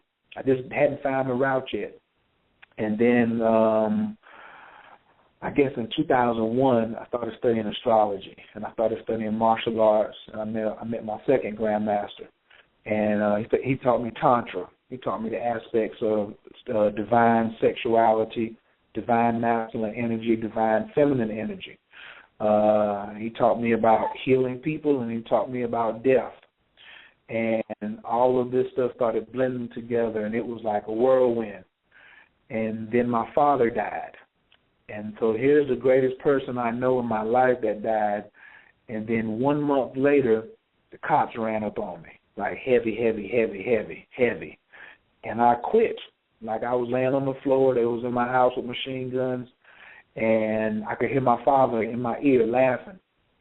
And I was like, I quit, because he knew I was hard-headed. And I knew I could feel my father's energy. 1 month later, it was 1 month to the day that we buried him, that the police came up on me like that. And I could hear him, and I was on the floor saying, I quit. I was telling my father, I'm done. And I said, I'm going to devote my life, the rest of it, to doing what I got to do to take this information to the next level. I went back to college, got my degree. I got my black belt in the arts. I just started refining my technique. I never touched no more dope. I got out of the game. It was just, and just been evolving ever since, and due to that, I run it. I work the law of attraction like 95 going north. The law of attraction, man. You will attract what you are, and I have attracted some people to aid me on my journey to where I'm at right now. And the responsibility, they told me, they said, to whom much is given, much is required. And that's why I do so much, because I feel that I have so many requirements. And I want other people to learn about themselves, have an awakening, so they can help me do some of this work. I don't want to do all this work by myself. I need teammates. I got a spiritual teammates, and my ORISHA and my study of Yoruba and Ifa and different forms of mysticism and magic and the Kabbalah and things like that. All of these things, man, are creating tangible things right here in front of me, and I am trying to do my best to help people where they can have some of the same experiences I'm having or have their own experiences so their own greatness can come out of them. That's where I'm at, big brother. Ashe. Coach K, I salute you, man. I salute the things you've been through and the work you're doing and continue to do. So thank you. You are living up to your name. So, big change. You go from being on the floor, surrendering spiritually, physically to the cops. You somehow get out of it enough where you can return to the campus. Okay, you get into astrology and mysticism, and you've been on your way ever since. I know your inspiration comes from your past, but what does the future hold for Coach K? I imagine you have thought about it and have studied about it. What can we expect? What you're doing now is incredible and has the potential for changing things greatly. You expect to continue in that coaching capacity, or are there different moves? Or can you share that with us at this time? In the future, the plan is to duplicate myself, to continue making what I do and making what I'm passionate about a movement. Cultivating winners is the movement. Saving the youth, the Young Simba program, getting as many youth to get their PhD before they're 30. That's what the future holds. To empower them with the tools of righteousness without the junk that I had. When I was teaching them all of these things when I was back in school in the history club, what the four main rules were? What are those? What were those? I said, while y'all learning all this stuff about the Rosicrucians and the Masons and magic and law of attraction and Marcus Garvey and the art of war and all this, I said, we got 4 rules in here, and if any one of y'all break it, I will kill you. They were like, Coach, stop playing. I said, you break one of these rules, I'm gonna kill you. I said, you keep these 4 rules, and I won't let and I'll kill anybody that comes against you. Number 1 was no felonies. Number 2 was keep good credit. Number 3 was keep a driver's license. And then the last one was keep some condoms on you. Keep some condoms on you, keep a driver's license, don't mess up your credit, and no criminal activity. I said, if you can just do that while you studying all the stuff I'm giving you, when you get your PhD, it'll start to come together for you. Because you have to learn to play the game out here. You got to learn to play the game out here. Once you get your PhD, Holmes, you do what you want to do. You say what you want to say. Nobody, and you tell them to address you as doctor. But when you got these little thorns or these acorns in your shoe or these splinters in your hand, nobody is going to be harder. It's going to be harder. So I said, don't be like Coach. Keep good credit. Keep a driver's license. Keep some condoms on you. No criminal record. Watch what happens. And put it together with all of this strategy. That was the core. That was the core. That was to keep your nose clean. I had to show them that I could speak to them in their own language. And that's what's the future for me, is to continue to speak to the youth in their own language, speak to them with unbridled, radical honesty, and empower them with skills to get paid, be a boss, and love and respect themselves. Learn to meet God in them. I want them to teach. I want them to learn yoga. I want them to learn Tai Chi. I also want them to go to the gun range. I also want them to learn how to meditate. I want them all to have passports. That's what I want. I want to influence 1,000 people, at least 1,000, and get them really, really, really, really, really, really, really, really skilled. And then say, okay, I did 1,000, you go do 1,000. We got to reproduce ourselves. I want them to have a radio program like mine, like yours. I want them to not waste their time on Facebook, like you just said. That was profound what you said. Think about, in the class we had, I know this is not our subject, the guy yesterday, he asked us, he said, what if it cost you 50 cents to like everything you liked on Facebook? Would you like all that stuff? Or do you carelessly go around in a consumption type delusional activist role, just liking stuff and sharing it? What if it cost you 50 cents? You put some thought toward it then. You know what I'm saying? I like 15 things this morning. That's $7.50. I ain't got that kind of money to be giving no Facebook. But what if I read 15 pages of Brand Your Swag? Or what if I read 15 pages in the 10 Hustle Commandments? Or what if I was on PayPal and I learned how to get a debit card?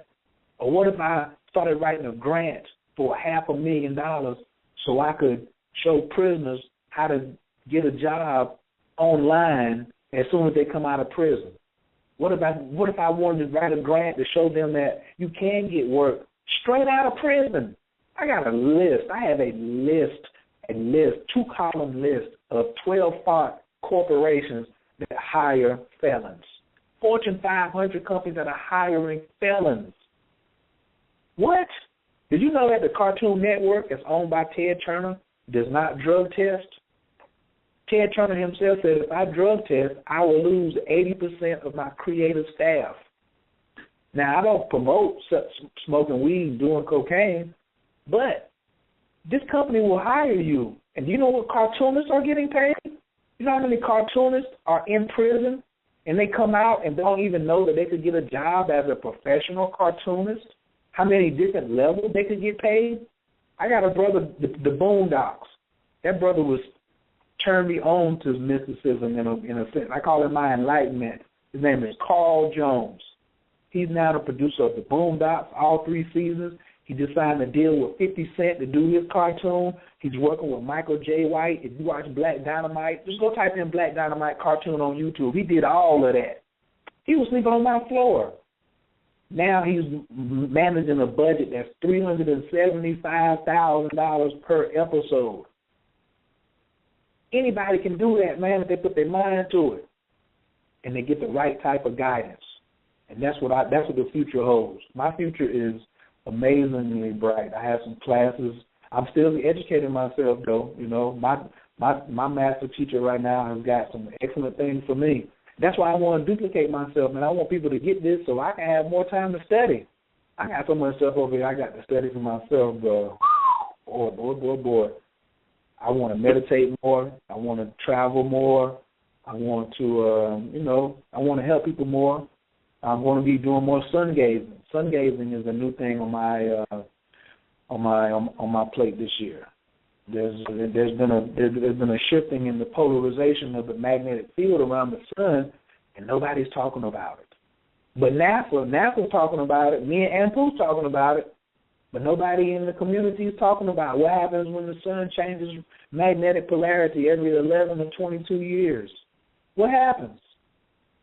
And how do I take advantage of it? That's what I want to turn more people on to, man. And I hope this radio show just expands that out, and at least one person is saying, hey, I need to contact Coach Khayr. I need to get a reading, or I need to get some coaching, something like that. I encourage everybody to get some coaching, whether it's me or somebody, but get some coaching. And then get into the coaching business.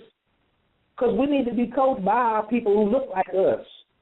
You do. Now, I have some European coaches. I got some Chinese coaches. I got some Indian coaches. I got some black coaches. But we are definitely not in this field. And it is a field that pays well. And it teaches you so much, and you get to be who you are. I think, and maybe this year, maybe this summer or something like that, I may open up a coach's academy or something like that. But I'm only going to open it up for people who I know who have received coaching. I'm not going to just let somebody come in who's never had coaching and say, you need to be a coach. You got to go through it. You can't be a martial artist and not get hit. I didn't get no black belt because I just stood around and I was bringing the coffee and making tea, and I knew how to bow real good. I went on the ground a whole lot. I put a whole lot of people on the ground. A lot of things went into that. So I'm just going to make myself just available, man. You know, like I said, the future holds me just trying to empower people. I'm going to be doing more webinars. I'm going to be utilizing Facebook a lot differently, social media a lot differently. I'm on a new technique with my blog right now. My blogging site is thebloggingBlackBelt.com. The blogging black belt is getting ready to pop off. I'm getting ready to change. I'm probably getting ready to leave Blog Talk Radio soon and go over and partner with another network. That they're smaller, but I get more play. I get more pull. I think it's a better fit. I probably will keep my station on Blog Talk Radio, but I want to. Or what I'm looking for, I'd love to get some interns. I would love to get some interns who want to come and let me teach them and let them run my network. Because I got a couple 100,000 listeners. I have almost 1 million downloads in 4 years. So I don't just want to just migrating them over from Blog Talk to another network. It's going to take some time. It's going to take a little work. But I have the devices. And even if I don't, I just pick up a new 100,000. That's how I look at it. I want to do 500,000. I want to meet 500,000 new people this year. That's what I'm trying to do.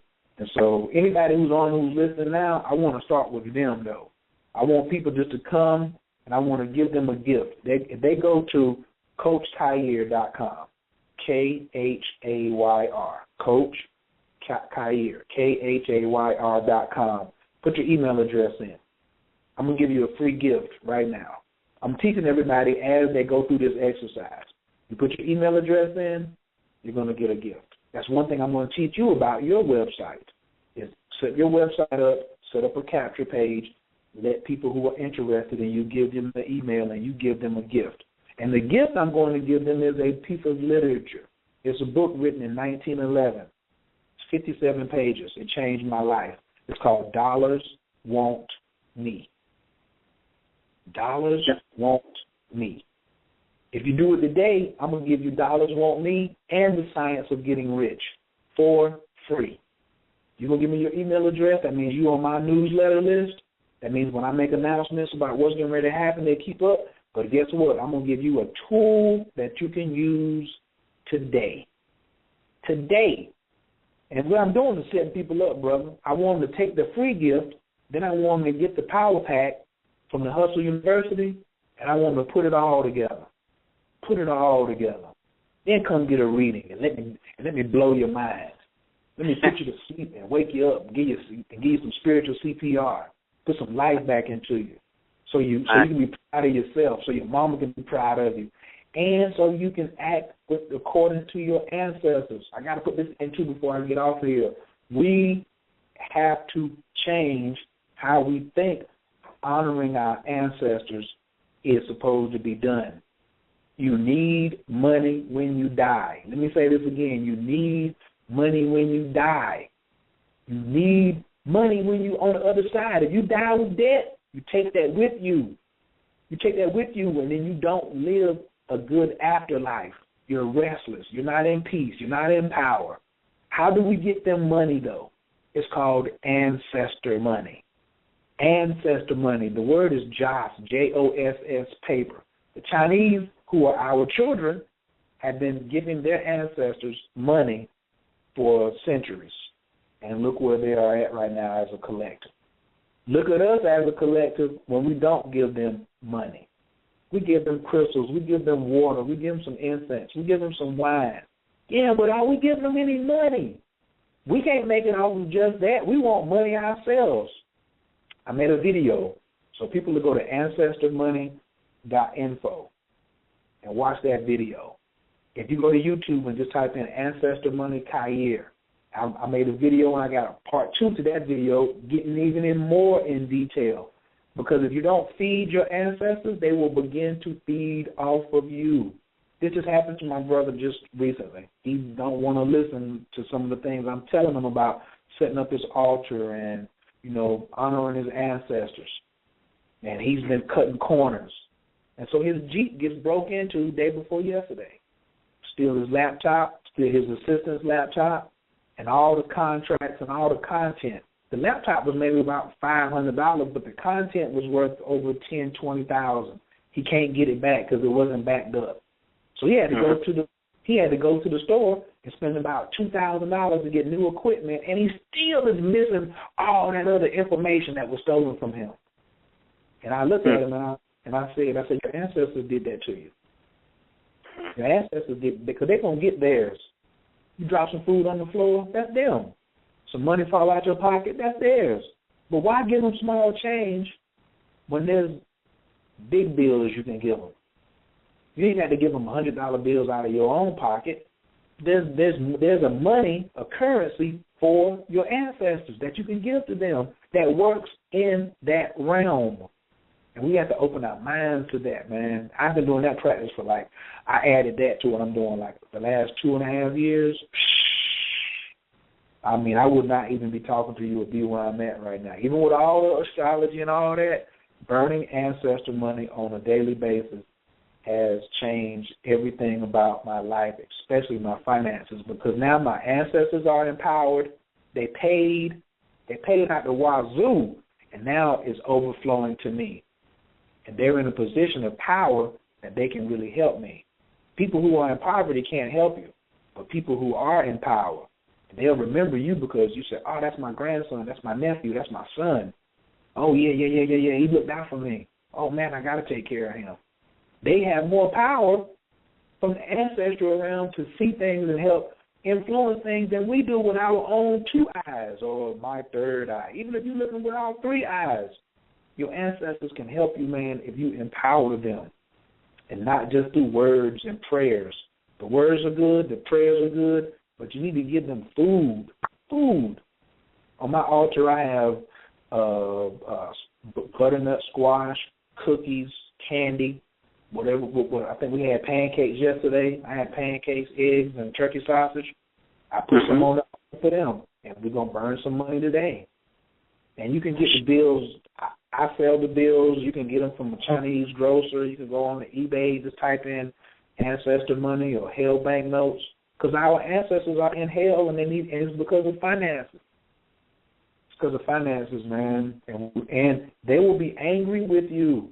You'll be wondering, why are things not working for me? I said, have you honored your ancestors lately? Well, I prayed to them, and I burned an incense. Did you give them some money? How do you respond when somebody gives you some money? Just imagine what your ancestors would do when you give them some money. They're in a position now that they're not limited by the body. And they can work hand in hand with your celestial teammates is what I call them now. I call the ORISHA, I call them my spiritual co-workers and my spiritual teammates.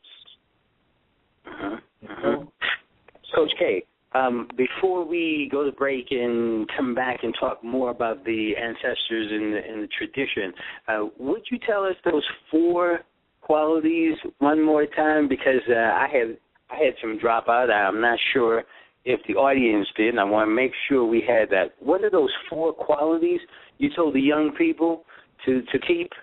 The 4 qualities that I told a room full of freshmen and sophomores at North Carolina A&T was no felonies, keep a driver's license, good credit, and keep some condoms on you.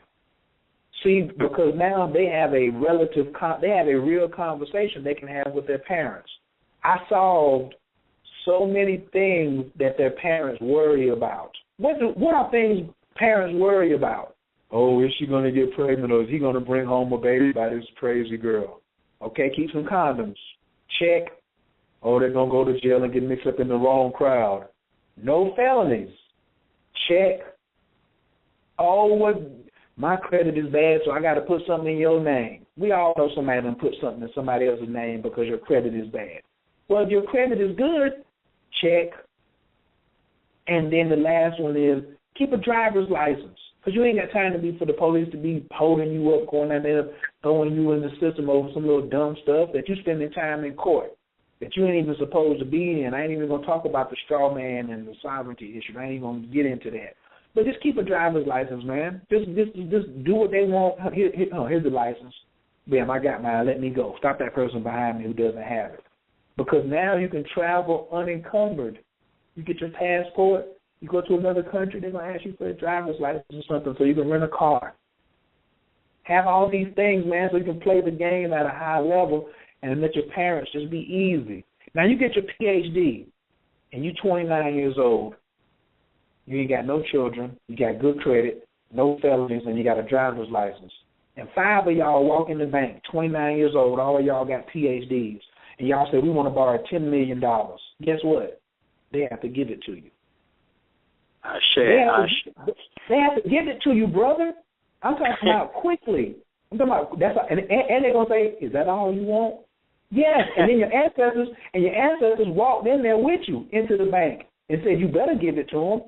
And then the manager is like, "My God, here's $20 million. You came in today. We're doing a special. You borrowed 10, we give you 10 more.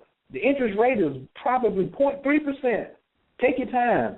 Now, how intelligent are 5 individuals, 29 years old, who got their PhD? They're not getting ready to go out and buy no Lexus. They're getting ready to do something. They're going to make a power move. They came in there with an LLC. They came in there with a corporation. They came in there with a corporate charter. They came in there with bylaws. They came in there as a business entity. They're getting ready to make some moves. Now I got this $10 million. I can go put that in the bank, and I'd be like, boom, I got $10 million. I'm putting it in your bank. Now let me borrow another 20 on that 10. And they learn how to work. They learn how to work debt. They learn how to leverage debt.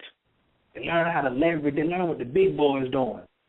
Boom, let's go put $5 million over here in Hong Kong. They got some banks in Hong Kong. You can't even get in without $1 million. And when we return, we will be returning with Coach K, Coach Khayr Love, and he will explain to us when you get that money, what you do with it, and what lifestyle you want to live to keep the money flowing. Right after this. Okay, we're back. Coach K, are you with us? Yes, sir. Okay. Anu-bookstore.com for book releases from Anu Publishing, such as Grasping the Root of Divine Power, Solutions for Dysfunctional Family Relationships, and Natural Hair for Young Women. At anu-bookstore.com, you'll find books on the ORISHA tradition, African religion, divination, cross-cultural relationships, and many more forthcoming titles. At anu-bookstore.com, you'll find works that serve your journey to evolution and high vibratory sustainment. The website is anu-bookstore.com. And now back to our segment.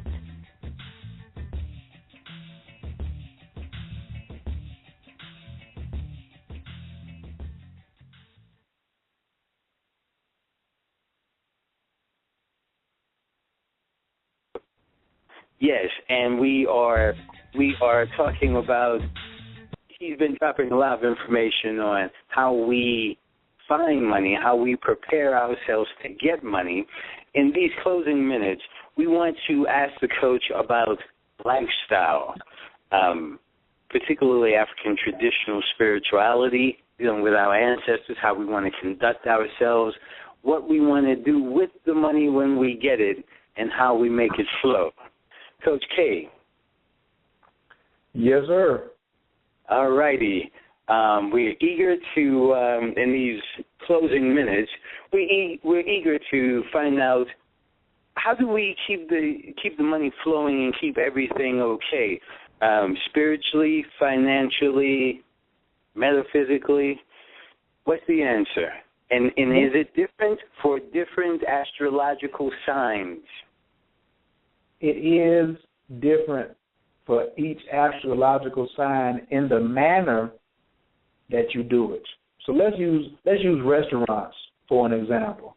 If a restaurant is going to stay open, it has to have hot water, cold water, sinks to wash dishes, meet certain regulations, got to have bathroom for patrons to wash their hands. All restaurants have to have that. Now, you got a Caribbean restaurant and you got a barbecue restaurant. They may not serve any pork in the Caribbean restaurant, and in the barbecue restaurant, they doing it their way. And both of them are making money because that's the particular characteristic. So the restaurant style for how to keep money is to maintain happiness. Money loves happy people. That's what all 12 zodiac signs. If I'm happy and I'm not worried about money, then I won't run the energy away. The first thing we have to do is to center ourselves into the now. Stop worrying about your dang bills. And just cut it out. Do you need something right now? Then be happy in the moment. If you are creative in the moment, then you will take care of the future. Let me say that again. If you are creative in the moment, you will take care of the future. But if you're just a consumer in the moment and you're not creative, then the future comes and gives you surprises and twists and turns. So keep a positive attitude. Stop being around negative joy stealers. Don't hang around misery. And up your education, not just with an astrological reading, but, up your education by taking classes, certain books that you read. Like I have something I call a cash drive, and I have my favorite money books all on one drive, and it's got Napoleon Hill on there, Outwitting the Devil. It's got Napoleon Hill, Think and Grow Rich. It's got Napoleon Hill, The Laws of Success and 17 Lessons. It's got Your Wish is Your Command. It has The Science of Getting Rich. It has The Science of Deliberate Creation, which to me is probably my favorite. I'm listening to that again for like the third time right now. It's got The Secrets of a Millionaire Mind on there. Like if you were to try to burn all these on CD, it's like 60 CDs. But I have it all on like an 8 gig flash drive that looks like a gold bar, And I'm about to launch that because I want people to get their financial literacy up. I want them to understand what their hustle skills are and find out what it is that makes you tick and what makes you happy. Now, you must stop thinking about the word spending money. Don't use the word spend ever again. Use the word circulate. Because money loves to circulate, and it loves those that are going to help it. Money is like women, I keep telling you. You get a fine woman and put her in the closet, she is going to be gone when you come back, or she's going to be very angry, and she's not going to work for you. See, rich people got money working for them. We be working for money. It don't work like that. That's why when you read Dollars Want Me, you'll see that the dollar is powerless without you. You are the God. Your ancestors are the God. Y'all the dictators. You give the money an assignment. The money loves being your slave. It's the happiest slave on the planet. Do some things. Give a portion of your wealth away, but don't try to do everything for free. Do give a portion of your wealth, whether it's in money, whether it's in time, whatever, But keep a positive attitude. And then find out where your money is at. This is the next stage. Find out where your Jupiter is at. Find out where your Venus is at. Most people I know who talk about, I know astrology. Okay, so my sun is this, my moon is this, and my rising sign is that. I said, so where's your Venus and your Jupiter? They say, huh? What's that? I said, you don't know where your money is at. You can do a lot with the moon and the sun, but where's your money? And then where's your Saturn at, which is your challenges? So it's a system that people have to, get this information, man. It's just important. So as far as what to do with the money, support your spiritual destiny. With me, every dollar I make, I want to go toward my ministry. I charge people a premium price for coaching to be coached with me. I'm not cheap. I'm not the most expensive either. But I know that price is only an object in the absence of value. And I want people to learn that about themselves. What you value yourself at, I want everybody right now, including you, brother, to give yourself a dollar amount per minute that you think you are worth. Just take a second. I want everybody to inhale through the nose, exhale out the mouth. Inhale through the nose, exhale out the mouth. Inhale through the nose, exhale out the mouth.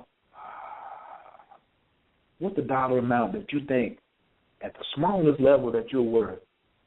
$1 a minute, $60 an hour. $2 a minute is $120. You don't have to answer out loud or whatever. If you're on my Facebook page, I want you to post it on my page or post it in a link. I'm going to put it there. I'm going to say how much you can worth a minute. I want people to put their answers on there because I know some people are listening from my Facebook page. I want to see what I'm going to be interested. This is a social science experiment. I want to see what kind of value. I have an apprentice team, and I made all of them assess their value. And I made them say, that's your homework. Tell me how much you think your time is worth per minute. And once you start realizing that little thing, you'll know what to do with your money. You'll know. You make your money work for you. You start finding what services that you offer people. Do you have a service where you can charge people $1,000 for your service? Do you have a service that you can charge people $500 and feel good about it? If you don't know what you can charge somebody $1,000 or $500 for, then how can you think about $1 million? The government ain't going to give it to you because they know a fool and his money is soon parted, so why give it to you? But it will come to you when you feel that you are deserving. Feel that you deserve. Feel that you deserve. Feel that you are honorable, that you are worthy. Feel that you are worthy, and it will come to you. It will come to you. As a matter of fact, everybody who gets that, who in the next 24 hours who puts their email address in, I'm sending you the Prosperity Mixtape that's going to get your value up. I'm sending you the ebook, Dollars Want Me, and I'm sending you the Sign for Getting Rich. All of that. You're getting all that from Coach today just for listening into the show today. That's how much I'm in it. I'm invested in y'all's success. That's what's going down, and that's how I feel. Man, once again, I just appreciate you for taking the time out to invite me to come on the show to share my little piece, to just share my little piece of wisdom. Thank you. Coach Khayr Love. Coach K, it has been a unique honor and privilege, sir, to sit with you this evening. And the information that you shared with our audience is one of a kind. We urge everybody out there to please get in touch with Coach Khayr. Coach, one more time, your contact information, please. My website is CoachKhayr.com. And when you get on the website, you can just hit the button, and there's after you put your email address in, it says, click here to keep up with Coach. And you can just click there and just put in a little subscription, and I'll have your email address. But if you need to talk to me about something, you can go on my page and look up under the About Me, and it says Leave a Note for Coach. Just go on the Coach Khayr page, click on Leave a Note for Coach. I'll get right back to you, and whatever it is you need to discuss, everything's in strictest of confidence. The pyramids were built up under the sign of Taurus, so I don't let anybody's information out.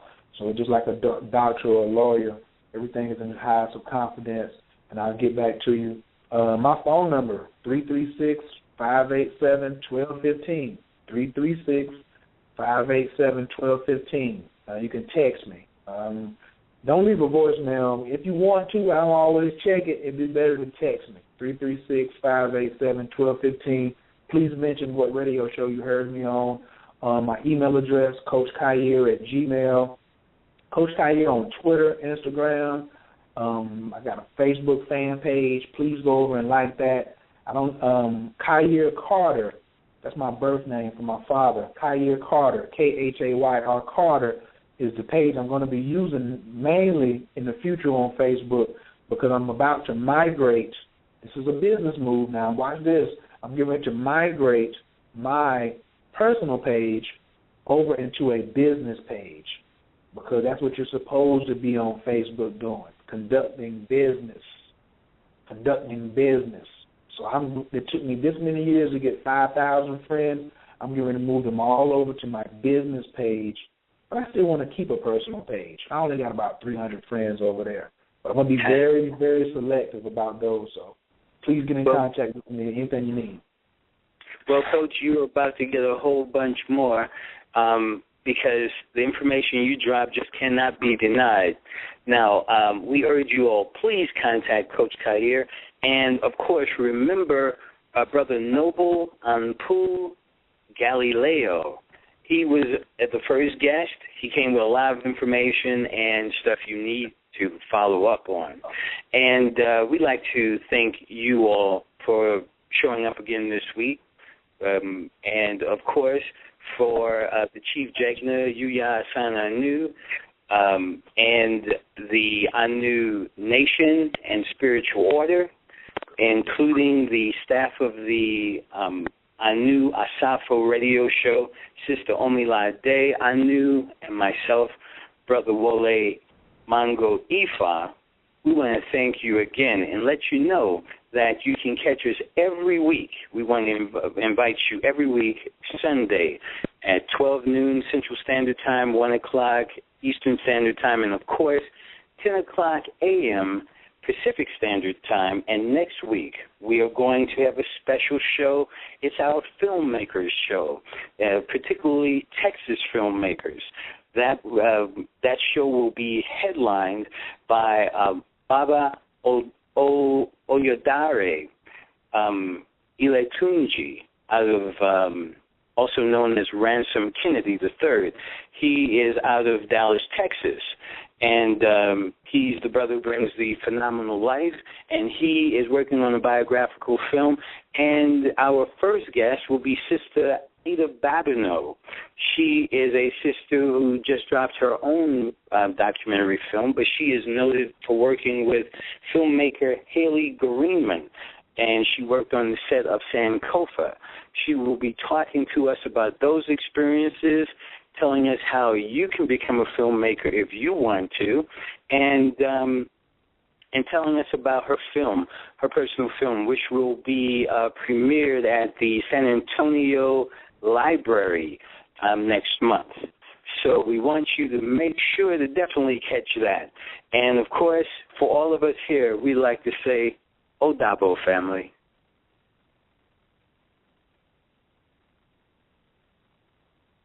We thank you for your listening support and urge you to become an active participating member.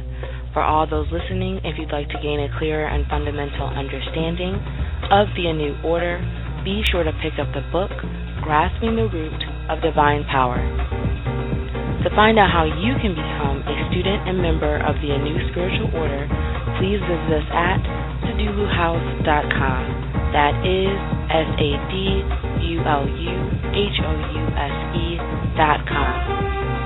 Also, if you would like spiritual readings and assistance in your life as it pertains to your spiritual well-being and your divine purpose, please use the contact and scheduling forms to schedule a consultation with our Chief Jegna, Haru Yuya Asan Anu. Those forms are located at ORISHAreligion.com.